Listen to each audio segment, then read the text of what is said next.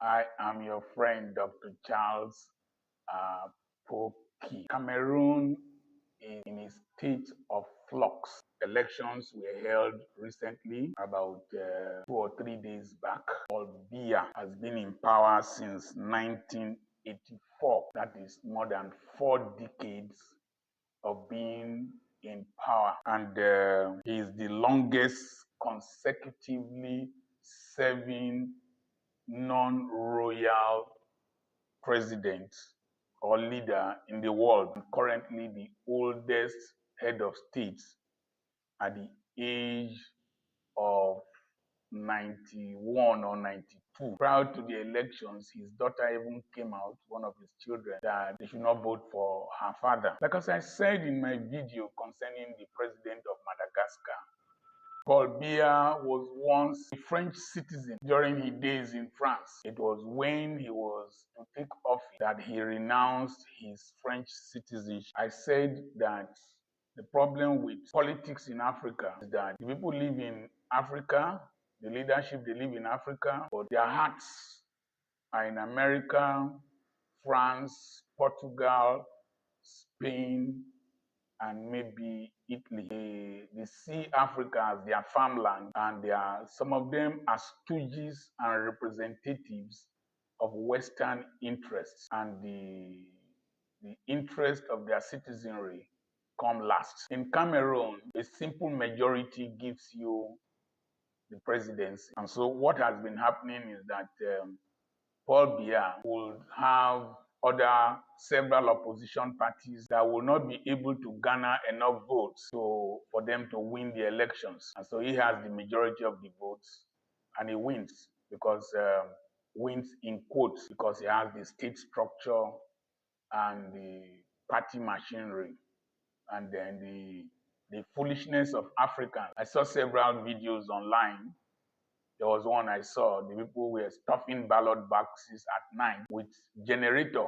That means there's no electricity, just like in some other countries I won't mention here. And then there was another one, people were collecting food, money, and drinks and moving into somewhere, either to go and vote or to go and do something, but it pertains to elections. That's the way Africa is. They use hunger, poverty, illiteracy, tribalism, religious affiliations, party affiliations to imprison our people.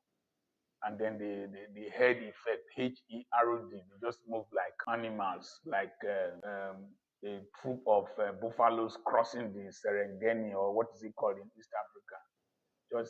They move like sheep, don't reason for themselves. That's a major problem in Africa. Very few people rationalize, even the educated ones. They just tribal bigots. And one of his ministers contested with him. His name is Isaa Chiroma. He's from Garoua, Garoua, in the northern part. Paul Biya is from the southern part, from his name. And but there was this man, Isaa Chiroma, was jailed for 7 years after which year coup now? 19. There was a coup, failed coup, and that was used as an avenue to eliminate Paul Biya's enemies. But he survived 7 years of imprisonment. Later, Paul Biya made him a minister, and he resigned to contest against Paul Biya. There was a cry that the opposition should come together instead of 9 contestants against one man that they want out of power, that they should come together. So with social media, Isaa Chiroma, the young people were able to galvanize support for Chiroma. But surprisingly, another man, Bello Buba, who was also a cabinet minister, resigned, and is from the same area with the same northern part with Isaa Chiroma. So people anticipated that it was a government ploy to reduce the votes of Isaa Chiroma. As the elections went on, we saw the counting of votes like LUP 71, LUP 72. They were counting live and transmitting live on social media. Social media has had so much power in Africa, in the world. Mobilization of Gen Zs, political mobilization, and all that. So, Isaa Chiroma declared himself a winner, that he has, from the votes he has collected, he has had a majority of the votes. But the Minister for Territorial Administration came up and said that it was wrong for Chiroma to declare himself as the winner, which was correct. But the problem is that Chiroma is an insider. He knows what happens. It is anticipated that the election result will be announced 14 days after the elections. So he quickly announced that he had won, maybe to put pressure on Paul Biya. So it's a fluid situation. There is confusion. I had to call Cameroon. I called some of my contacts there. Depending on where you call, if you call Yaoundé, you might most likely call a loyalist of Paul Biya. They say the place is calm and that their fingers are crossed. They are not as enthusiastic as the supporters of Chiroma, Isaa Chiroma. I called somebody else from the English-speaking area. He showed a degree of disinterest, most probably because the English-speaking area have been trying to form their own country, and Paul Biya and the government had been suppressing them. So, where do we go from here? The interesting thing is that in Isaa Chiroma's area, Garowa, which is in the northern part, you would think they are Nigerians when you see them. They are speaking the northern Nigerian kind of language, either Fulani or Hausa. A group of people have volunteered to protect Isaa Chiroma from arrest, and the military had been deployed there. There were mass demonstrations, burning of security vehicles and all that. We need to make some appeals. Number one, make an appeal to Paul Biya, President Paul Biya. You have ruled for so long. What is it that you are still looking for? Some people insinuate that he is not directly in charge. Some insinuate that is another powerful, a secretary to the government that is taking the decisions. There are other insinuations that it is his French wife that is taking the decisions. How can a country be ruled by proxy? And people believe that it is France that is governing the country indirectly. The next thing is that he has stayed there for so long. There were some campaign videos I saw. The man couldn't go personally with his wife. So they made effigies, or what are they called? Puppets, with his dress and his wife's dress, and they were the ones they were parading the streets with. Can we develop Africa with that kind of approach to life and politics? I want a situation where the AU, African Union, will not only come and ask people to return to the status quo, maintain peace and order. There should be a peer review mechanism and peer pressure mechanisms. They should have been in the electoral monitoring teams in Cameroon to air their views. I know Cameroon is a sovereign nation, but the way the world is going, subtle pressures are applied from different areas.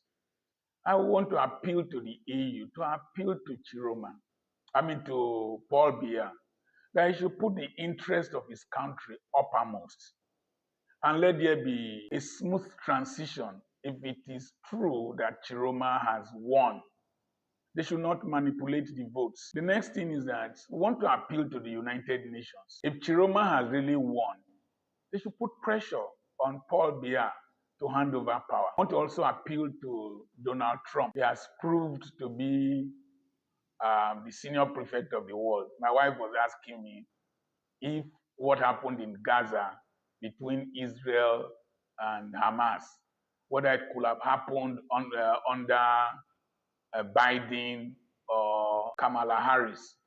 I said not likely. That requires a forceful man like Donald Trump to achieve the peace he has achieved in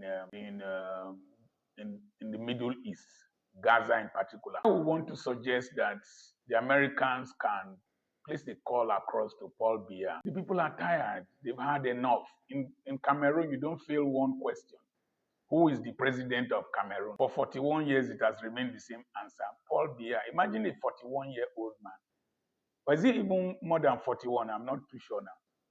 41 years ago, that was when I left medical school. After the death of Amadou Ahidjo, Cameroon has had only 2 presidents since independence. Is that stability or stagnation? So those who love Cameroon, call the presidents and let there be peace. Why have I said that? There's crisis in the English-speaking areas of Cameroon, armed struggle. And then there is Boko Haram, ISWAP, in the northwestern side of Cameroon, which is the northeastern part of Nigeria. In fact, those people were Nigerians prior to the referendum that was done that made some people in Adamawa State, where Atiku comes from, to decide to join Cameroon. To join Cameroon. Some joined Nigeria, some remained in Cameroon. So they speak the same language and they have the same cultural tendency. It will be very, very easy for those people who are supporters of Chiroma to align with terrorist groups to lead to a kind of unrest, secession, crisis, banditry in northern Cameroon that nation will find difficult to contain, based on the fact that on this their western flank, there's crisis in the north, there will be crisis in the north, crisis in the south. It will be very difficult. Paul Biya should put national interests beyond personal interest. He has done his bit. He has had his way for so long. The presidential palace, as comfortable as it is not a permanent address. It's not your personal building. You must not die in office. You must not stay in office. Nelson Mandela, after one tenure, left office.